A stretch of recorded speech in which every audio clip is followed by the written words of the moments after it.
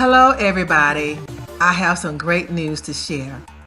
The Black Lives Matter Global Network Foundation is finally under investigation. The Attorney General in California launched an official investigation into the financial transactions of the Black Lives Matter Global Network Foundation, and I'm so happy about that. They have to finally answer the question, where is the money?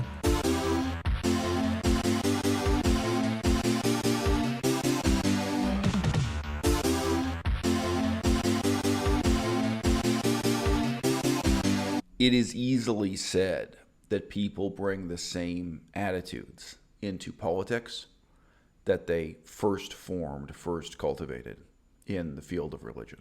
It's easy to say people have a religious attitude or religious fervor about politics, and we very rarely press beyond the surface of this sentiment to think about what it really means.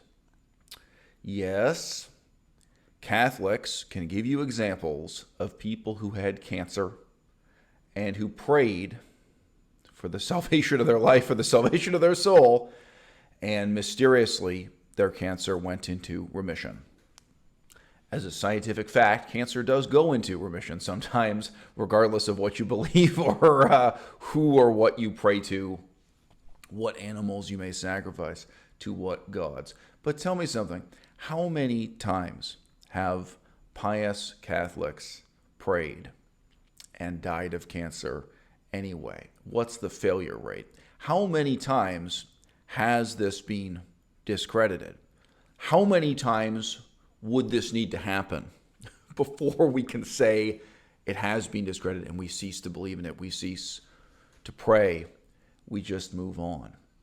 There's a certain combination of assumptions in politics that both the left and the right are prey to. The moderate center is just as much a victim of this set of assumptions as left-winger, right-winger extremists, so on and so forth. And I've seen them discredited again and again and again, but it's never enough. It's never sufficient for the masses.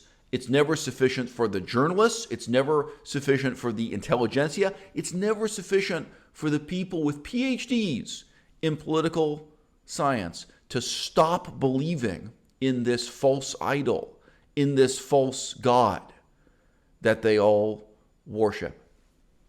Within the last 10 years, I've pointed out again and again that my fellow vegans have a sort of list of successful examples of civil disobedience that they appeal to vindicate their belief in holding up a cardboard sign, chanting, protesting, this method of the pursuit of political change. They have a list of success stories they point to. And on the one hand, the particular examples they're indicating are not truly successful. And on the other hand, the extent to which we're looking at success stories, the success had nothing to do with civil disobedience. The Vietnam War did not end at the time when it ended. It didn't end when and how it ended because of civil disobedience. It was not sexy teenagers in bikinis holding up cardboard signs on the sidewalk that ended the Vietnam War. That's just not true. It was not people holding placards who abolished slavery in the United States of America. It's just wildly fictional, wildly untrue. And on the other hand, these supposedly successful examples of civil disobedience, I've seen them discredited one after another. The Arab Spring. All the vegans and all the leftist channels point, oh yeah, look at what a success story civil disobedience has been in Libya. Look at what a success story civil disobedience has been in Syria, in Egypt. Do I have to go on? How many examples do you want? How many more examples do you need? How many more failures? How many people pray for help and God doesn't help them before you recognize God doesn't help anybody? God isn't even helping the people who somehow one way or another get helped. They get helped by human beings or sheer dint of circumstance. People bring a religious mentality into politics, and it's something we really have to think about deeply. This whole pattern that I saw really about 8 years ago, playing out within the vegan movement, just within the last 3 years, I saw it play out again with even greater intensity and absolutely no cynicism within the environmental movement called Extinction Rebellion. What were the success stories they pointed to? Where they say, look, civil disobedience works, standing there with your placard and protesting this whole model. And I'm not going to narrate the whole thing, but there's a complex set of assumptions about how history is made and what it means to be on the right side of history, the pursuit and attainment of political protest. The pursuit and attainment of political progress through political protest. It's a complex set of assumptions, right? Myanmar.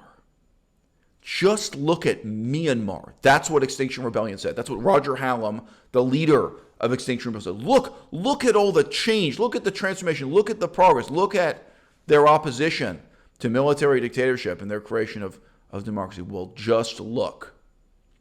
Here we are in 2022. Look at the lies you told about Myanmar and look at the reality. Hong Kong, and I spoke to Roger Hallam about this, quote unquote, face to face. It was via Skype, via this kind of internet telephony, but I spoke to him about this. I confronted him about this. Maybe nobody else ever has. Never seen any evidence of anyone stepping to Roger Hallam and say, gee, I noticed you used the pro-democracy protests in Hong Kong as a positive example. Civil disobedience in Hong Kong as a positive example. Just look. And I want you to look, partly because the failure of democracy in Hong Kong matters in itself. It's an important story. It's an important chapter of history. I want you to understand the reality, but I want you to understand even more the lies that the priests are telling you. This is a kind of priestcraft in our times, and that particular political leaders are becoming filthy rich through the exploitation of your good intentions and your credulity. Hello, this is Susan Woods, your Black Lives Matter fraud investigator.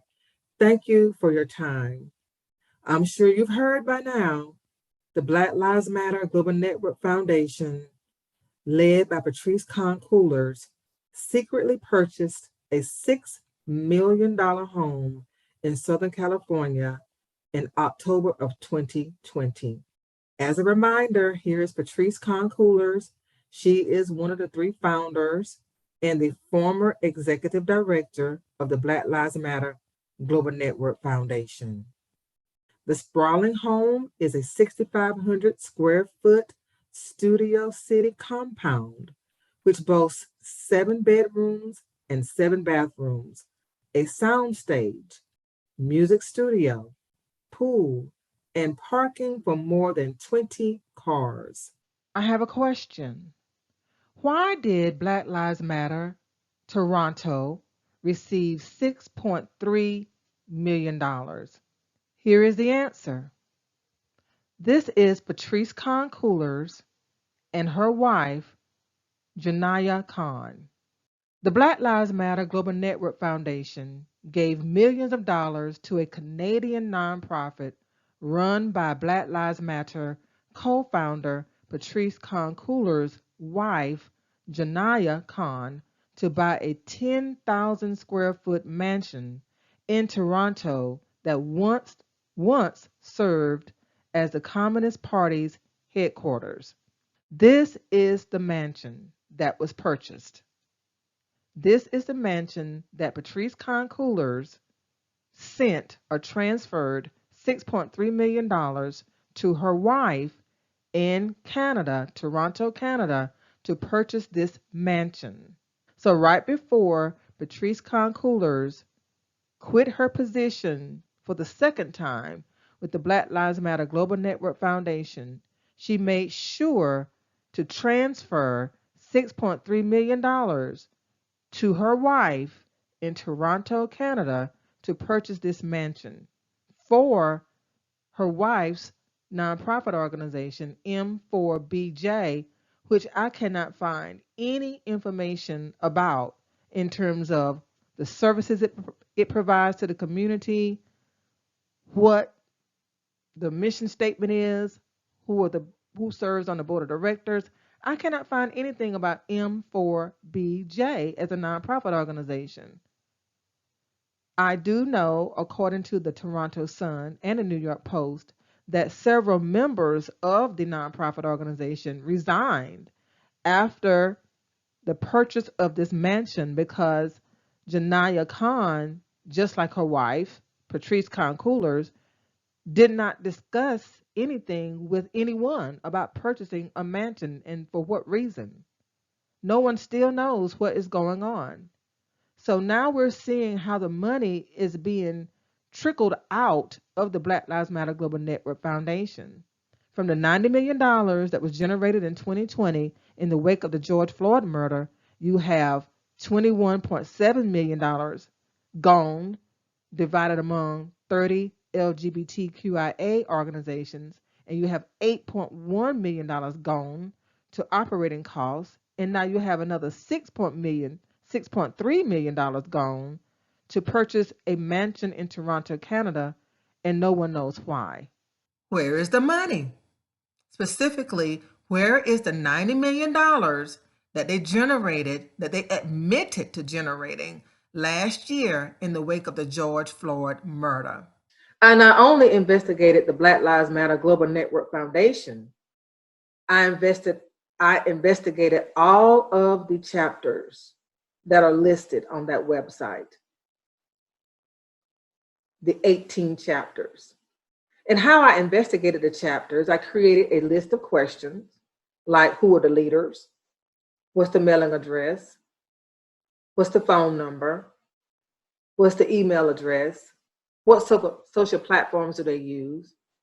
Which platforms do they use to process their donations? If they accept donations? If they have 501c3 status? Are they registered with the Secretary of State's office? Are they listed on GuideStar or Charity Navigator?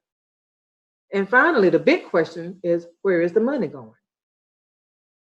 Where is the money? And I was astonished, disappointed, hurt with the results. Because after looking at each one of those chapters and the Global Network Foundation site itself, I could not find out how they use the money. I could not determine where the money is going. It doesn't appear to be going to the Black community like people think it is. When people give to blacklivesmatter.com or any of its chapters, they assume the money is benefiting the Black community, and it is not.